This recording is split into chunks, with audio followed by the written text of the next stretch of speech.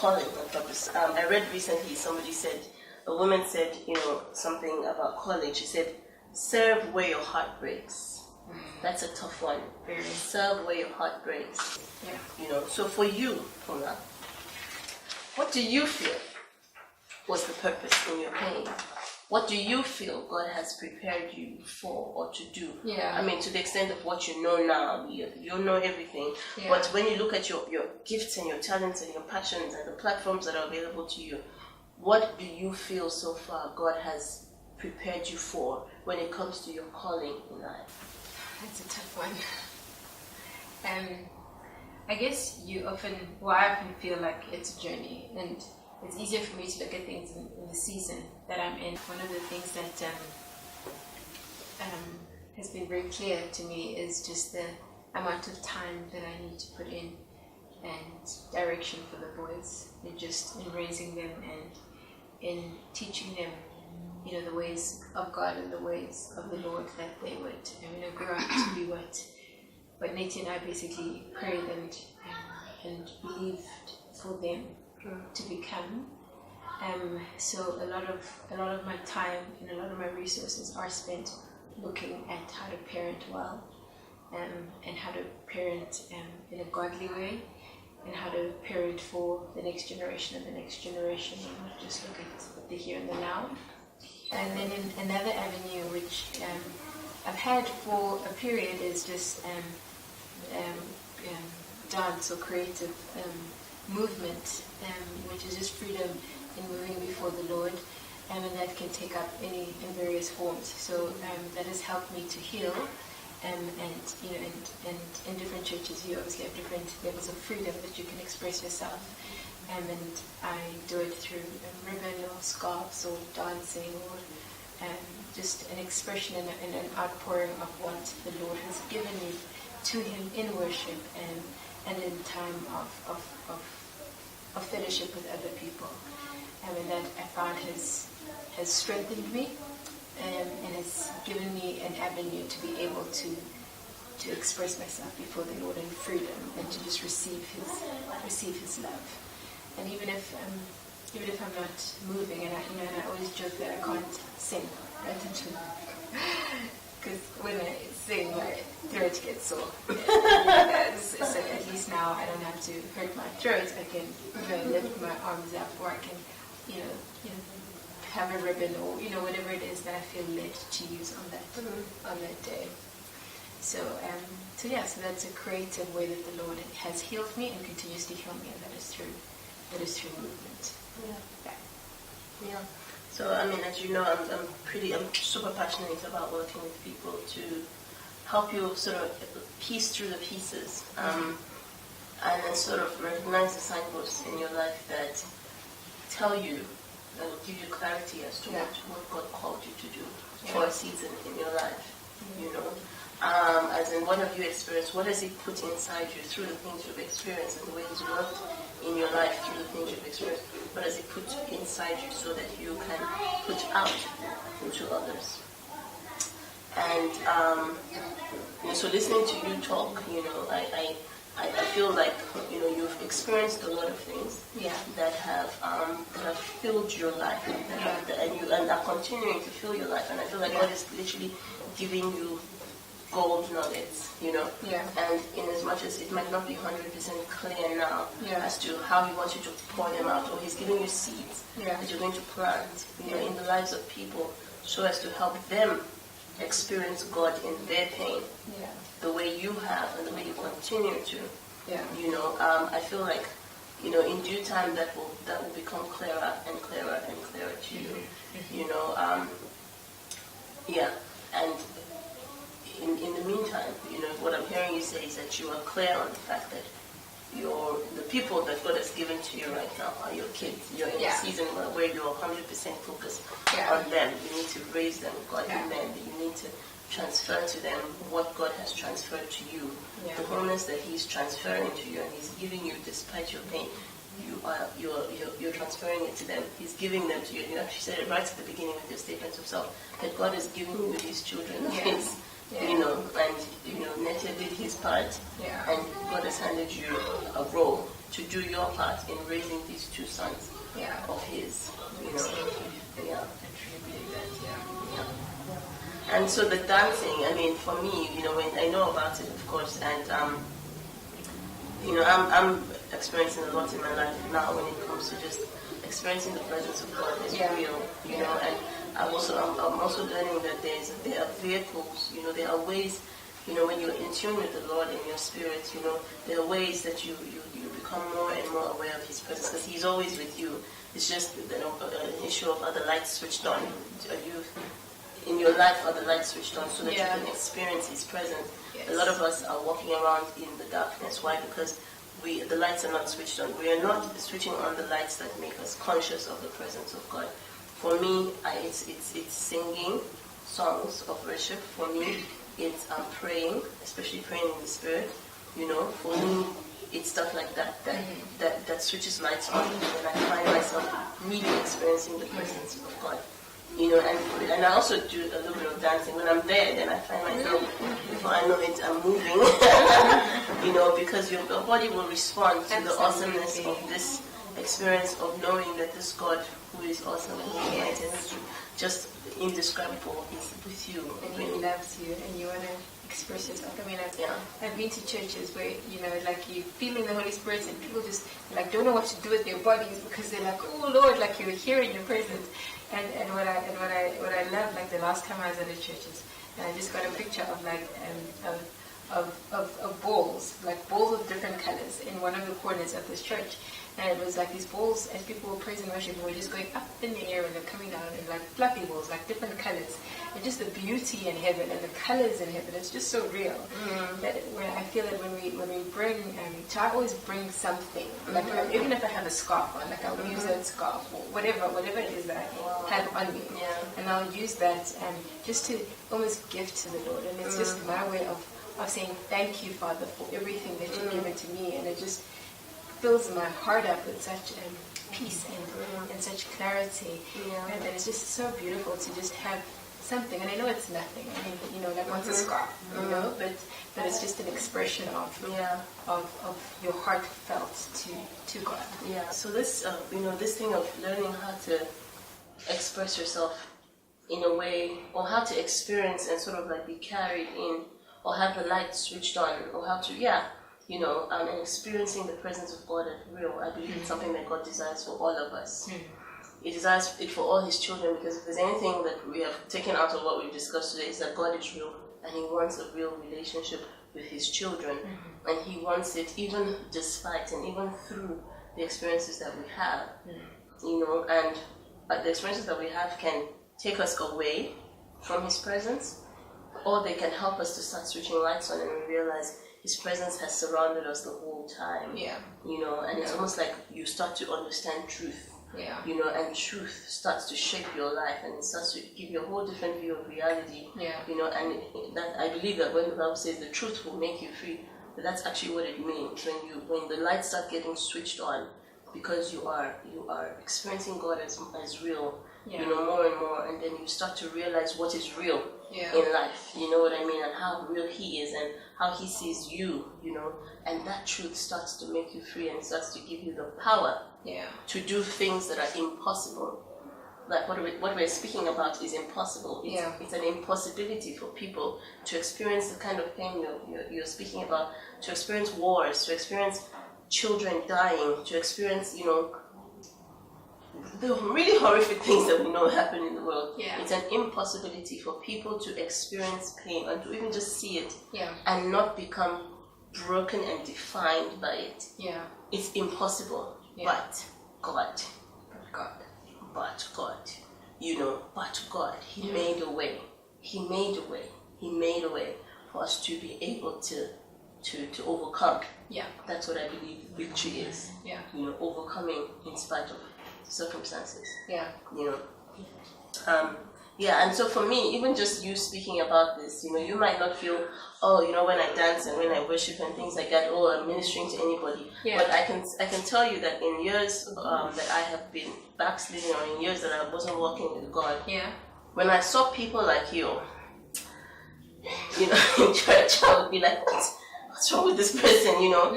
But my deep, you know, when I say deep, you know, when the Bible speaks about your deep cries out to deep, my spirit would be yearning for what they had. Yeah. You know, my spirit would be yearning. Sorry, we just have, you know, the family is around. This is for real, so it doesn't matter. You know, it's what it is. My spirit would be yearning, and it was actually for me part of the things that drew me to the Lord. It was one of the things that didn't allow me on the years that I fell away from God. Yeah. And even now, when I do sometimes fall away, these are part of the things that make me know that, listen, you know, the Lord is calling to you. He's calling to you. He wants you, the real you on the inside, not the facade that everybody sees. He sees that and he wants it. He wants you. He wants intimacy with you. So I would see people like you doing those dancing, like, well, what are they on?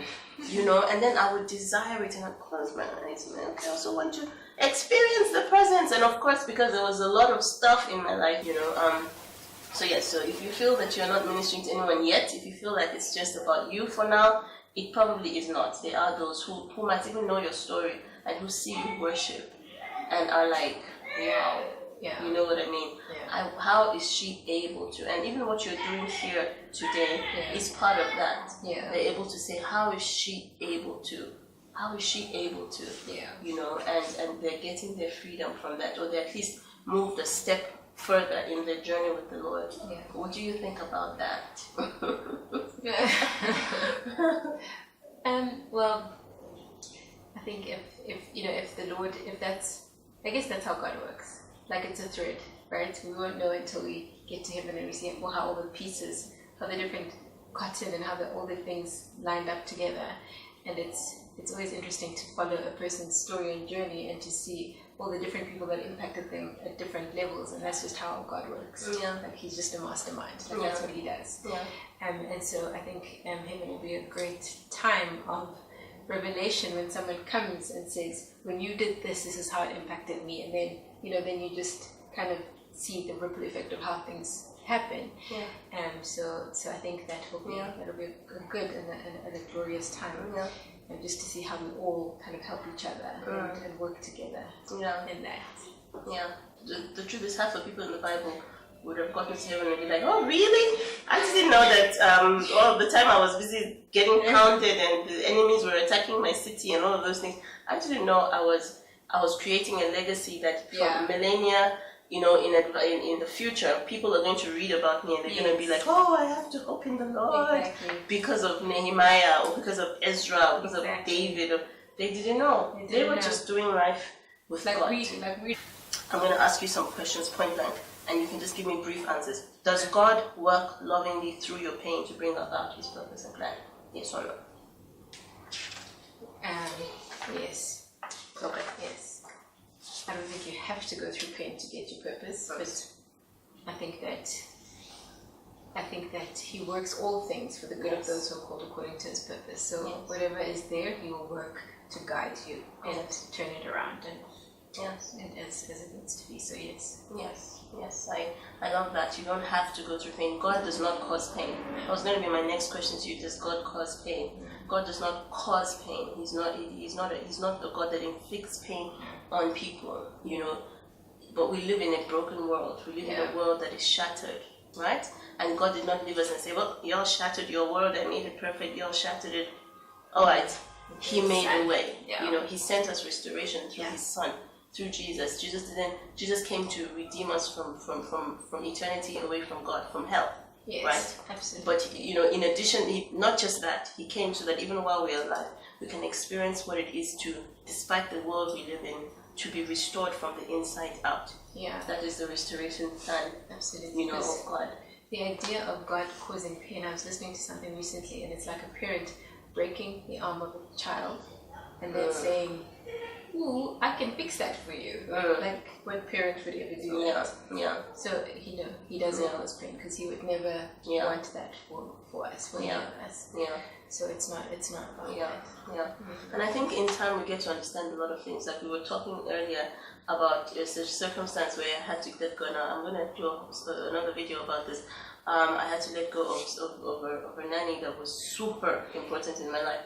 And in the moment, it felt like pain. Yeah. Because, and I remember when the Holy Spirit said to me, you're going to have to let this girl go. Yeah. And that was in June, and I said, no, it's not going to happen. Lord, if you want it to happen, you're going to have Yeah. to do it yourself, literally, because I needed her so much, and she was such an integral part of my Yeah. support system. And guess what? Things worked out, and I ended up having to let her go. And it was shattering for the first week or two. So in the moment, I thought, this is pain. How could you let this happen to me? Yeah. And then time passed. And then I realized, yes, it was pain. Yeah. It was a tough time. But the Lord, the whole time, he was saying to me, I'm with you. Now you need to walk with me. Moment by moment by moment. I am going to carry you through this because I've got something for you. Yes. And that something is still unfolding because it's a very recent event. Yes. But I know from that experience, it was so real to me that what we think as pain, and it is pain, because the Bible does speak about momentary suffering. Even Jesus went through suffering, but the Bible says he looked ahead to the prize. He looked ahead to the goal. He looked ahead to what God was trying to achieve. Yeah. Because he loved his children. And he was like, I'm going to endure this pain for now to achieve that. And it's not going to go on forever. Yeah. And it's a very complex thing we're speaking about. But I believe that the more one gets to know the Lord and you get to know his word, and the more his truth starts to frame your reality, it just changes the way you speak. So people won't understand. That's why the Bible says a peace that passes all understanding. People will not understand. Why is she dancing with flags in church? Yeah. She lost her husband. Lost as if you lost him, right? He died. Why? They won't understand. And you might try and explain to them that, yes, it's painful, but, I am going through something with God here. And part of me dancing like this in his presence is part of it. Yeah. That has come from experience, from you walking with him. Yeah. Beautiful, beautiful. So that was a point blank question. What are your hopes for the future? Do you have any? And do you have hope to experience healing and be and full restoration and be pain free? And what are the hopes for the boys? What are the hopes for yourself, your relationship with God, etc.? Well, I think my biggest thing is glory to glory, right? Because the word says that we go from one level to the next level. Yeah. So my expectation from God is that I had a beautiful marriage, I had an amazing life. So I don't expect it to go backwards. I only expect better and I expect bigger. Just and it's been 2.5 years. And at the beginning, you told us about the 5-year plan. And you said, God, if you don't do something amazing, I'm dropping you in 5 years. Yes, so you're halfway through. So glory to glory. Have you experienced that? Yes. Have you experienced it? I have experienced it, and I've experienced it in ways that I wouldn't have thought would be glorious. So your definition of glory has actually even changed. My definition has changed. That's true. But I do feel that God is taking me from one level to the next, and it's about me preparing myself, preparing my mind, preparing the kids, and doing what I need to do in this moment, in this day, for what's going to happen tomorrow and the next day. But I expect better. Yes. I expect more. I expect exceedingly more, because the word says that, the Bible says that he will give us more than what we even expect. Exactly. So I make sure my expectations are this high, so that he's going to surpass that. Because he has to surpass it. But if my expectations are here, then maybe. I try to keep my expectations very high. Yeah, and what the Lord has in store for you is beyond understanding. What he has in store for all of us, including you watching, is beyond understanding. And I would encourage you to tap in, to key into God, to plug into God for real. Yeah. For real. Not as a figment of your imagination or as a wishful thinking, a hocus pocus. For real. Jesus. A fluffy Jesus. Jesus is not fluffy. He got pierced, nails in his hands. That's freaky. Right? He hung on a cross. Freaky stuff because of love. Because of love. Yeah. So he's not going to get scared by your pain and by the fact that you might even be hurling curses at him because of your pain. It does not faze him. No. He's saying, bring your curses and come. Bring them and come. Yeah. That's what he's saying. And let me walk a journey with you, and you will have the answers that you need. Yeah. Yeah. So we're going to wrap up with that. Okay. We're going to wrap up with that. I think we have answered. we have covered a lot. It's been so deep. We could go on, but Phumla, thank you. Thank you for being so brave. Thank you for being so brave, because you are still on a journey. Yeah. I know you're also a very private person, So this is a huge deal. You guys have to understand. I'm not watching this. No, you will watch it. You will. Because when you watch it, even you will find healing from it just the way others will. You know, and so I'm so grateful to God that he pushed you. Yeah. That he pushed you, and he's also the one that pushes is the one that's there to catch you. Yes. You know, and yeah. So thank you so much for being so super authentic. For me, what I took out of this is a toolkit that I want to share with you guys. And you can correct any things that I've said, you know, that I say if they don't sound like, you know, I didn't say that, or I didn't say that. You know, there are some things that you said that I felt were really, you know, deep. You said things about, at the beginning, you're really broken. God is okay with that. He's okay with that. And even as you go along, there will be moments of deep brokenness. Yeah. God is okay with that. Come to Him just the way you are. Yeah.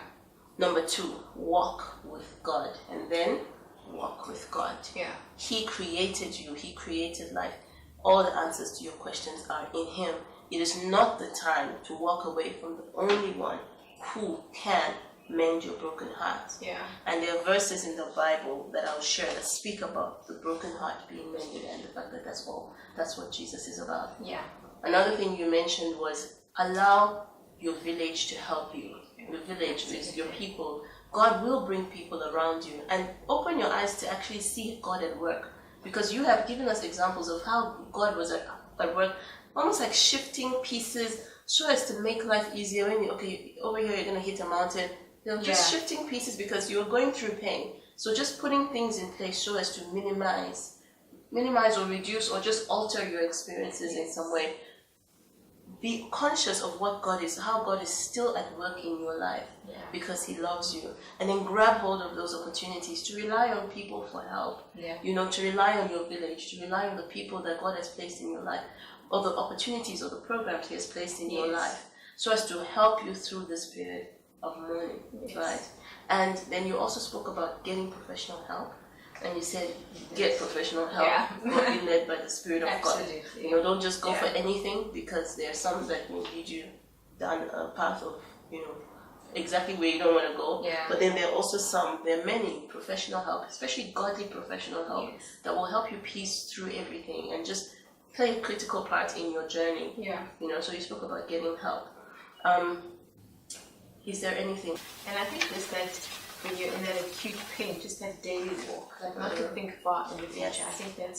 I think that's a lie of the enemy that really tries to get Yes. you down at the beginning. Yes. Is to think too far into the future. Yeah. And if you stay in the present and you stay with where the grace is for this moment, then you just take everything a day at a time. Yeah. And I think that's quite key, especially in the acute phase, in the initial phase. Yeah. Yeah. Of it. Yeah. Take every day at a time. Don't try and say this is where I need to be and then get frustrated now that you're not over there type of thing. And another thing that you said was understand that life is a battle. You're in a battle. So you say, God, why did you do this to me? You need to be turning to the devil and saying, devil, why did you do this to me? Exactly. Because he's the one that did it to you. Yeah. So don't blame God, blame the devil, and then take him on, because he's going to keep on trying to pound you. When he didn't stop at, you know, making you lose that family member or that thing that happened to you, loss of your job, loss of your opportunities of your home, whatever it is that happened, the devil is not going to stop until he destroys you. And you need to understand that about life, that the Bible says the thief comes to steal, that's the devil. He comes to steal, kill, and destroy. But Jesus has come, he came, God sent him that we might have life and have it abundantly, which doesn't mean we won't have pain, but it means that he carries us through the pain and gives us victory despite the pain. Yeah. But even in that, the devil will come to you like, listen, God, see what God did to you. Yeah. Oh, he's doing it again. And he will give you names. He will call you ashamed. He will call you broken. He will call you all sorts of things. And you're just taking everything like nails, incomplete. You know, look at you, single mom. And you just make it as if to say that's the worst thing in your life. Yeah. Widow. Because the time when you couldn't call yourself that. You know, and then, you know, that's what the devil will do. And you have to be conscious that you're in a battle for your life, you know, and you need to resist the devil. How do you resist the devil? By getting close to God. It's not about the devil just being devil focused. Yeah. You just move closer to the light. You know, that's how you defeat darkness, by moving closer to the light. Yes, and then, the last one, I think, is probably, what you said about decisions. Yeah. Yes. Because I think you do need to ensure that as you're going through the journey that you make certain proclamations over your life, which can just be your preference, but I truly believe that your personal preference is led by God. And for me, it was my decision to follow the 5-year plan that Nancy and I had set. Yeah. And that was the decision I made 2.5 years ago, that this was where my life was going to go. So we were meant to buy a house after 2 years. I made sure I did that, so I just did what I felt I needed to do. And also decisions with regards to the Lord leading you in different seasons. So there's a time for mourning, there's a time for getting up, there's a time for doing certain things. And at some point you do need to decide what you want to make out of it. And once you've made the decision, I truly, truly believe that the Lord ushers in all the help and all the things that you need to help you achieve what you have decided for your life. Yeah. And some things are tough. I mean, I've sent many messages and whether I should study further, whether I shouldn't, am I crazy, am I not? But all with regards to what the Lord will provide and can provide. And with everything that we ask, He can also say no. But I do think it's important to ask and to have a certain plan or goal. And it doesn't come immediately. Take your time. It does take a while to get over, the loss and the pain. But when you're ready, you will know that you're ready to make certain decisions about where you want your life to go and to be headed. Yeah. Whatever happens, defeat is you staying on the ground and never getting up. Yeah. That's defeat. Yeah. Defeat is not that you were knocked to the ground. Yeah. Because God has made the power available for you to rise up. Yeah. That's victory, that you rose up and then you fell again and then you rose again. Yes. But defeat is when you take your place in the ground and you're like, this is me. Yeah. This is it. Yeah. Yeah. Yeah. That's your toolkit. That's your toolkit. Our topic was, where is Jesus when life feels like I'm wading through time? Yeah.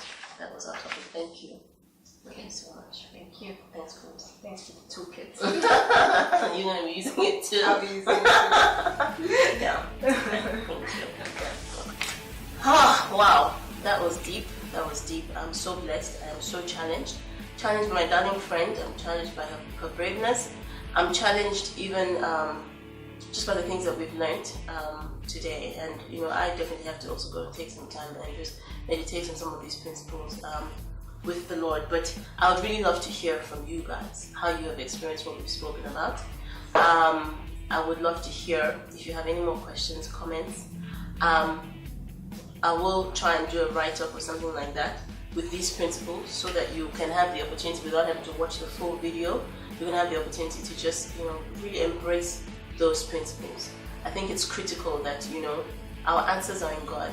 Every single thing that we see in this life, is it prayer, is it reading your Bible, is it watching shows like this, is it fasting, whatever, reading Christian books, whatever, those things are tools, those are vehicles to take you to the light. Your healing and your power is not in those things themselves. You can pray from here till tomorrow and find no healing. But if your prayer takes you into the presence of God, when you're experiencing the presence of God as real, and you're experiencing God as real, and the lights have been switched on in your spirit, and you are seeing Him, and you're seeing His power, you're seeing His love and His devotion to you, that is what God will have us do. And in that place of intimacy with God, you find healing. You find healing, and you get to understand a whole lot more about what you have been through, and it starts to frame your reality. It starts to frame your definition of who you are and your definition of your experiences. And so that's what I want to leave with you today. What was Jesus up to when you were in pain? God sent His Son Jesus as a restoration plan for you. He has already done that. He did that, and He says come, and He will continue saying come. He will continue inviting you even though you don't believe in Him, even if you don't believe, even if you're hurting person in Him. He will not stop because He loves you that much and much more. He will send crazy people like me, like my darling friend called me, intense. He will send people. He will send messages. He will send all sorts of things. You might even have recognized that there are things that have been happening in your life that just make you feel that you know God is speaking to you, even though you don't believe in Him, you don't believe in Jesus. whether you believe in him is not the issue. The issue is he will keep speaking to you even in your pain and telling you, I know your pain, I'm with you in the dirt, I'm with you in the tar. Hold on to me, like literally come on my back, let me piggyback you out of this thing. Let me piggyback you out of this thing. That is the God that I have experienced in my life, and I can testify about that. I have experienced Him as real when I've been in the tar. So that is us on the Narrow Gateway, WITNG show. What is the Narrow Gateway? What is the God view? I really believe and trust that God has spoken to you. Make sure you go ahead to our website, www.thenarrowgateway.com, to check out other shows that I've done, other programs and materials. I'm all about basically producing creative content, telling stories in a creative, funny, witty, hard-hitting, uncomfortable way sometimes, to get all of us to be triggered, to always ask the question, what is the narrow gateway? What is the God view when we face life? So that we can align ourselves to it. Because when we live according to the narrow way, the Bible says, when you find the narrow way, it leads to life. Okay, so make sure you follow us on our various platforms, Instagram, Facebook, Twitter. I'm sure all the handles are going to be at the bottom of the screen as you're watching. And make sure you subscribe on my YouTube channel, my podcast. There's so many things. Share the content, engage. I'm sure you know somebody who will be blessed by what we've just spoken about. Please make sure that you go ahead and share. And I'm going to end as always with my statement of self, which I say proudly. I am Toyin. I'm fully convicted by my own words, and I am very much still under construction in the hands of the Father. Phumla is smiling at me behind the camera.